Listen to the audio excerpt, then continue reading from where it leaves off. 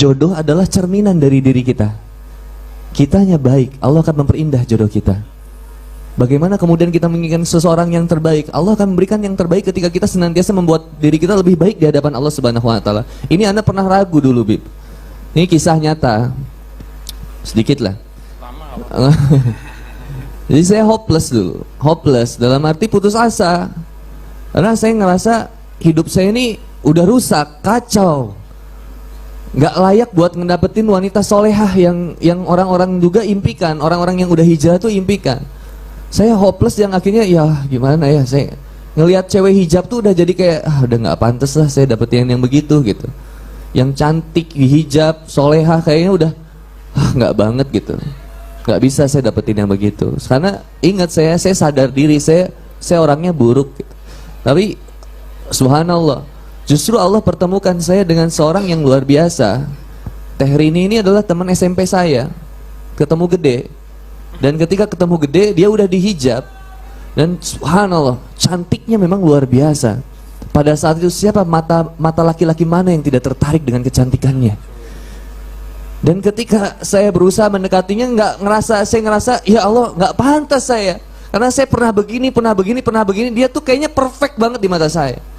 Saya cuma minta waktu itu sama ibu, saya pengen benar-benar tobat. Waktu itu saya ambil air, kemudian saya cuci kakinya, saya peluk ibu saya sun keningnya, lalu saya bilang sama ibu saya, Bu, doain ya, Boni pengen punya istri yang bisa membimbing Boni dalam kehidupan Boni. Saya cuma kebalik, biasanya Ahwat yang doa gitu, pengen punya suami yang bisa membimbingnya, tapi saya pengen punya istri yang bisa membimbing saya, buat ngajarin sholat, ngajarin ini, ngajarin itu, buat bisa baca Quran. Saya pengen punya istri yang terbaik, Bu, pengen punya istri yang dihijab. Saya nggak pernah punya pacar yang dihijab, nggak pernah, brother. Anak pacaran dari SD. Banyak teman-teman. Iya, yang lalu biarlah berlalu, teman. Akhirnya Anda minta, Bu, aku doain ibu, aku mandi pengen punya istri yang soleha. Doa ibu, brother. Ini yang Anda yakini, seandainya engkau seorang yang jomblo, kau laki-laki, maka pertama kali kau jangan memuliakan pacar. Tinggalkan pacar, Bu, muliakan ibumu. Kan berusaha memuliakan ibu, menghapus setiap air mata ibu, Anda peluk ibu setiap waktu, setiap mau berangkat Anda ciumin, minta doa, Bu, doainnya, sampai akhirnya Anda berlatih sholat, belajar jaga sholat. Anda tahu Anda ngerasa rusak, buruk, tapi qadarullah Allah persatukan kemudian dengan dia. Ketika sudah bersatu, singkat cerita kami menikah. Ketika kami menikah, satu pertanyaan yang saya ucapkan kepada istri saya, Mam, kan manggilnya papa sama mamam ya. Maaf ya. Yeah. Mam, kenapa sih kamu sayang sama papa? Kamu mau nikah sama papa? Apa jawaban istri saya? Ini saya ingat banget dan mudah-mudahan jadi motivasi buat Ahwat. Pap, dulu itu aku bilang sama Allah, aku doa sama Allah, ya Allah, tahun ini aku pengen nikah, berikan aku jodoh yang terbaik menurutmu ya Allah. Subhanallah. Siapapun laki-laki yang datang ke rumahku ya Allah, dia adalah laki-laki yang terbaik dan serius untuk menjalin hubungan denganku ya Allah. Berikan yang terbaik menurutmu ya Allah. Dan satu dari sekian banyak laki-laki yang datang ke rumahnya, yang berani datang, hanya Handi Boni yang berani datang. Gitu dari Jawa. Berikut anak begitu datang itu, kakeknya keluar terus bilang, Boni. Kata anak, oh kok udah kenal, nama anjingnya Boni. Wah, subhanallah. Nah, singkat cerita begitu nikah, lalu akhirnya kita nikah. Papap duluan, aku duluan yang datang. Lalu kemudian aku nanya lagi, Mam, kenapa mau membersamai papap dari nol sampai sekarang? Maksudnya, ya aku nikah itu dalam kondisi luar biasa deh, ujiannya, brother. Karena begitu nikah itu usaha hancur semua, masya Allah, minus sana. Udah mau dipenjara, udah mau diancam, dibunuh segala macam. Saya nggak punya apa-apa.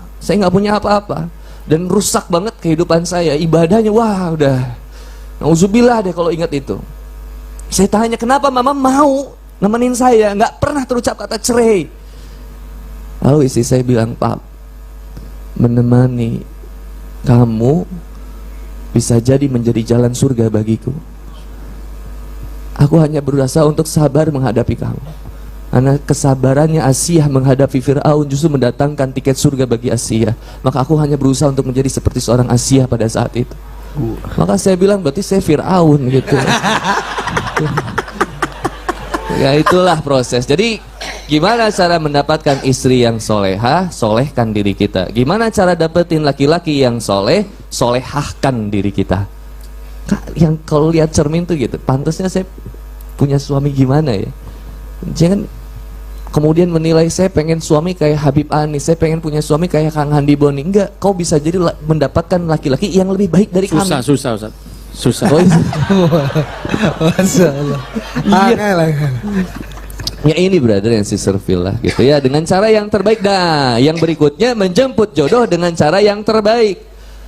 Kalau caranya salah, pasti kemudian akhirnya mendatangkan masalah. Lewat pacaran, berapa banyak akhwat yang nggak yakin buat nikah itu bilang, kayaknya nggak mungkin nikah dengan cara Islam tuh kayaknya ribet banget.